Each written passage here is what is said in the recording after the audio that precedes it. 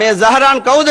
ඉස්ලාම් label එක දාගෙන ඉilla. ඉස්ලාම් ආගමට විරුද්ධව මෙවැනි මිලිච්ච ප්‍රහාරයක් එල්ල කරා. සහරාන් ඇතුළු එහෙම මිලිච්ච ප්‍රහාරයක් සම්බන්ධක සියලු දෙනාගේම මිනිහවත් මුස්ලිම් පල්ලිය ඇතුළ හෝ මුස්ලිම් සුසාන භූමිය ඇතුළ අපි ගත්තනේ. ඒගොල්ලෝ ප්‍රතික්ෂේප කරා. හමුදාවට බාර දුන්නා ඕන තැනට ගිහලා. ඒක මුදලට දාන්න කොහෙන් හරි කියලා ඒගොල්ලෝ අයිතියච්ච භක්තිකයෝ මුස්ලිම් ජනතාව නෙවෙයි. අපේ කාදිනල් හිමිපාණන්ට මුස්ලිම් ප්‍රජාව සෙමදා ණයගති අන්තවාදී කණ්ඩායම් තහනම් කරාට උන්ගේ ප්‍රතිරූපය වෙනත් රූප වලින් එළියට එන්න ඉඩ කර තියෙනවා. එම නිසා මුස්ලිම් ප්‍රජාවගෙන් අපි ඉල්ලා සිටින එවැනි විදියට තහනම් කරපු කණ්ඩායම තවත් ක්‍රියාවලින් ක්‍රියාත්මක කරනවා නම් උන්ගේ මෙම අන්තවාදී ක්‍රියාව වහාම දෙන්නවත් කරන පොලිසියට. ඒ ආගමික නායකයන් අපි ඔක්කොම එකතු වෙමු. ලෝකයේ සිටින සියලුම මුස්ලිම් ප්‍රජාව වෙනුවෙන් අධිඋතුම් කාදිනල් හිමිපාණන්ට මාගේ හෘදයාංගම ගෞරවය මේ අවස්ථාවේ මා පුද කරනවා.